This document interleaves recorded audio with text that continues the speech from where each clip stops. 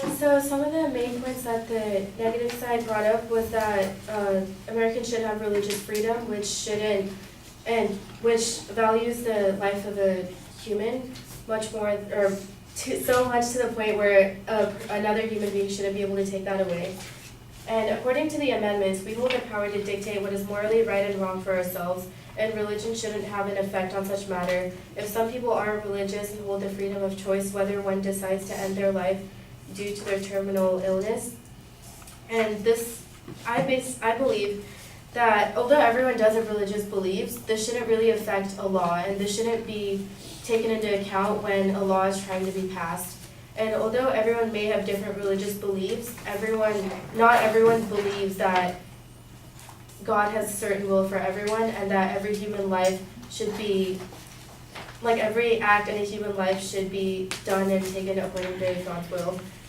And the Fifth Amendment, which says thou shalt not kill, it basically means that life is a gift and that no one has a right to take that away. But if you are living a life that you don't want, and if you're trying to take that away, then I don't think that someone else should have the right to tell you what you can do with something that's completely yours. And another point they brought up was that the legalization of physician-assisted suicide will make it too easy for people to kill themselves. And the physician-assisted suicide has been legal in Oregon since 1997, and suicide rates have not increased dramatically in that state. Suicide rates are highest from the age group of 45 to 64 years old,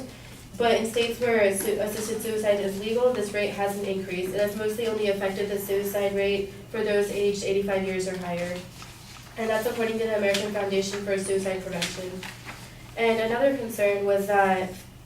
this new law will target disadvantaged populations negatively, which a study by Linda Genzini, the professor of psychiatry and medicine at the Center for Ethics in Healthcare at Oregon Health and Science University, showed that most of the 92% of the people who did do assisted suicide in Oregon were white males who were also college educated, which shows that this law won't necessarily negatively affect the minorities or disadvantaged populations.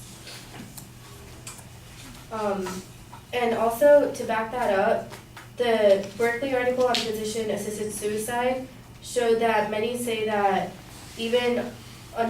when they were under good palliative care or hospice, they would still choose assisted suicide over that, showing that even if they aren't in any physical pain or they're living a